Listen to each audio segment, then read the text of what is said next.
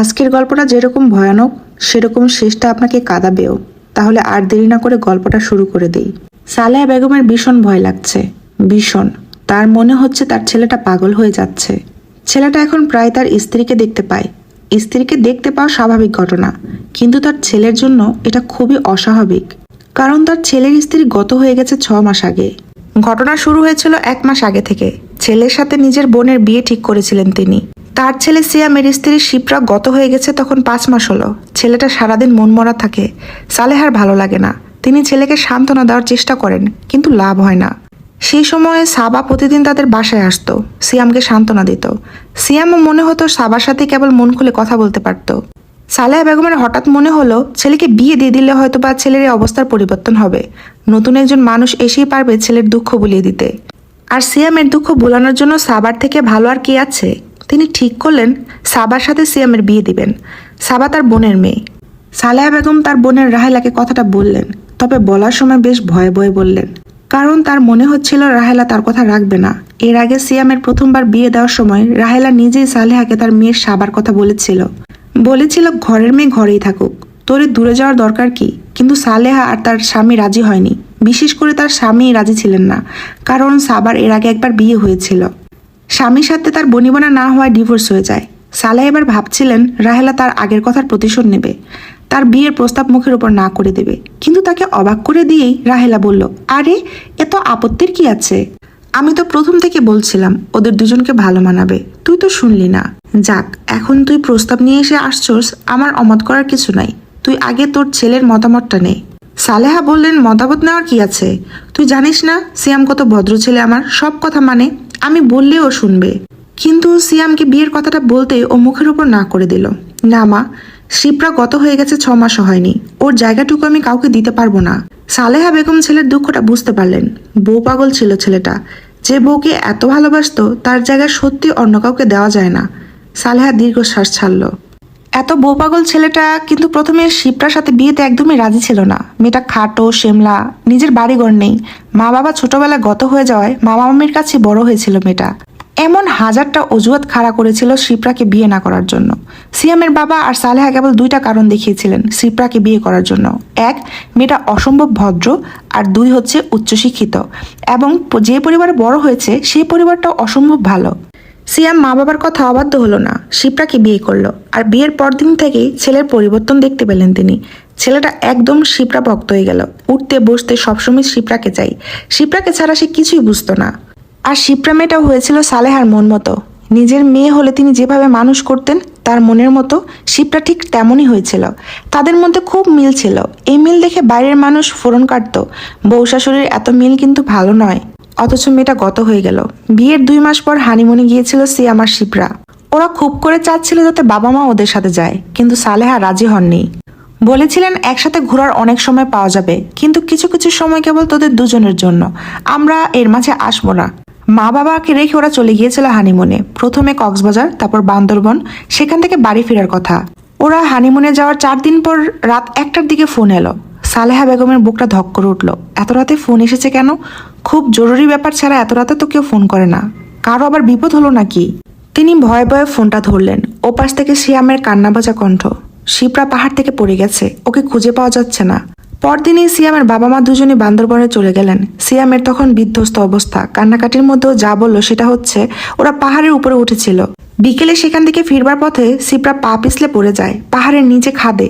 সিয়াম তখনই পুলিশকে জানায়। তারা রাতভর খোঁজাখুঁজি করে, কিন্তু শিপ্রাকে আর পাওয়া যায় না।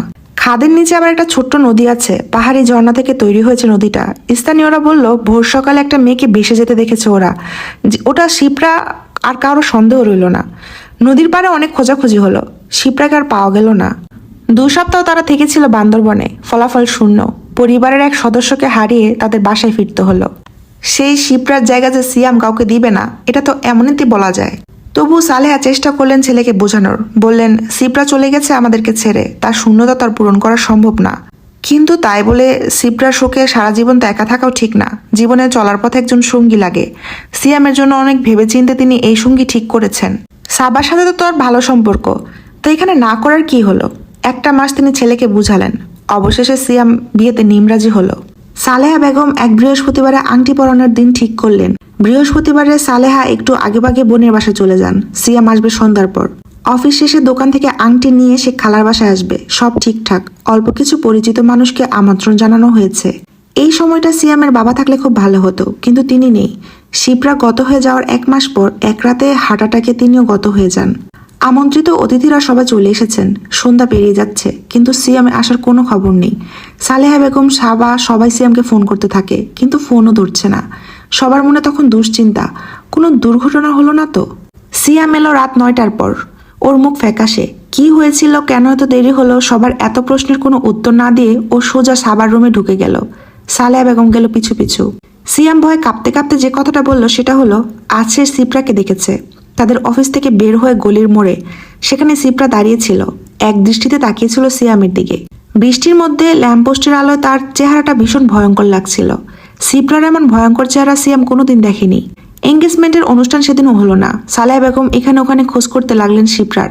পত্রিকায় বিজ্ঞাপন দিলেন। 1 সপ্তাহ কেটে গেল, সিপ্রার কোনো খোঁজ পাওয়া গেল না। 1 সপ্তাহ পর সিয়ামের এঙ্গেজমেন্টটা হয়ে গেল। সালেহা বেগম সিপ্রাকে নিয়ে আর মাথা ঘামালেন না। ভাবলেন ছেলে হয়তো অন্য কাউকে দেখে সিপ্রা ভেবেছে। এঙ্গেজমেন্টের 2 দিন পর এক প্রবল বর্ষা রাতে সিয়াম আবার সিপ্রাকে দেখল। সেদিন তার অফিস থেকে বাড়ি ফিরতে দেরি হয়ে গিয়েছিল। তাদের বাড়ি যে গলির ভিতর সেটা তখন বেশ অন্ধকার। গলির ভিতরের রাস্তাটা 3টা বাতির 2টাই নষ্ট। কেবল একটা বাতিতে অন্ধকার পুরোপুরি কাটে না, আলো আধার মিলিয়ে গলির ভিতর কেমন একটা রহস্যময় পরিবেশ সৃষ্টি করেছে। সিয়ামের সেদিন বাড়িতে ফিরতে একটু দেরি হয়েছিল। গলির ভিতর যখন সে ঢুকতে যাবে তখন দেখতে পায় গলির অন্ধকারে এক মেয়ে চুপচাপ দাঁড়িয়ে আছে। বৃষ্টিতে ভিজছে মেয়েটা, তার খোলা চুল বৃষ্টির পানিতে ভিজে চুপচুপ হয়ে রয়েছে। মেয়েটাকে সিয়ামের চেনা চেনা লাগে। সে সামনে এগিয়ে যায়, মেয়েটাও এগোতে থাকে। যে স্ট্রিট লাইটটা ভালো তার নিচেই দুজনের মুখোমুখি হয়। মেয়েটার মুখে চুলে ঢাকা ছিল, তবে চুলের ফাঁক দিয়ে একটা চোখ দেখতে পেয়েছিল সিয়াম। চোখটা তার অনেক চেনা। বাসায় এসে সিয়াম ভয় কাঁপতে লাগলো। সালেহা বেগম কিছু জিজ্ঞেস করলেন না, কেবল রাহেলাকে ফোন দিয়ে বললেন বিয়েটা তিনি কালকেই দিতে চান, অনুষ্ঠান পরে করা যাবে। পরের দিন সাবা আর সিয়ামের বিয়ে হয়ে গেল। ছেলের বিয়ে দিয়ে সালেহা বেগম বেশ নিশ্চিন্ত হলেন। তিনি ভেবেছিলেন সাবার সাথে বিয়ের ব্যাপারে সিয়ামের মন অস্থির ছিল, তাই বারবার সিপ্রাকে দেখতে পাচ্ছিল। এখন বিয়ের পর সব ঠিক হয়ে যাবে। বিয়ের পর 1 সপ্তাহ সত্যি কোনো সমস্যা হলো না। সিয়াম সিপ্রাকে দেখতে পেল না। সালেহা বেগম স্বস্তির নিঃশ্বাস ফেললেন। তারপর হঠাৎ একদিন সিয়াম মুখ ফ্যাকাশে করে অফিস থেকে ফিরল। সে সিপ্রাকে আবার দেখেছে। সেদিন সিয়াম আর সাবার বেশ খিটখিটে হলো। সাবা বরাবর সিয়ামকে বোঝানোর চেষ্টা করলো সে যা দেখেছে তা ভুল। সিপ্রা আর বেঁচে নেই, তার সিয়ামের সামনে আসা কোনোভাবে সম্ভব না। কিন্তু সিয়াম মানল না। ও একই রকম ভাবে ভয় কুঁকড়ে থাকলো। সালেহা ঘর থেকে ছেলে আর ছেলের বউয়ের খিটমিট শুনলেন। বিয়ের এতদিন পর তার মনে হলো তিনি ভুল করেছেন। ছেলেকে বিয়ে না দিয়ে তার ভালো ডাক্তার দেখানো উচিত ছিল। সালেহা বেগমের খুব ভয় করতে লাগলো, খুব। ছেলের জন্য, ছেলের সুস্থতার জন্য। পরদিন সিয়াম আর সাবার ঝগড়া থেমে গেল, কিন্তু সালেহা বেগমের দুশ্চিন্তা গেল না। তার মনে হচ্ছিল আবার সিয়াম সিপ্রাকে দেখবে, এবং হলোও তাই। কিছুদিনের মধ্যে সিয়াম আবার সিপ্রাকে দেখলো। এরপর প্রায় সে সিপ্রাকে দেখতে লাগলো। তার নাকি মনে হতো কেউ একজন তাকে অনুসরণ করে সবসময়। সালেহা বেগম ঠিক করলেন অনেক হয়েছে, আর না, ছেলেকে এবার ডাক্তার দেখাতে হবে। সাবাকে তিনি ডাক্তার দেখানোর কথা বলতে পারলেন না, মেয়েটা কান্না করবে শুনলে।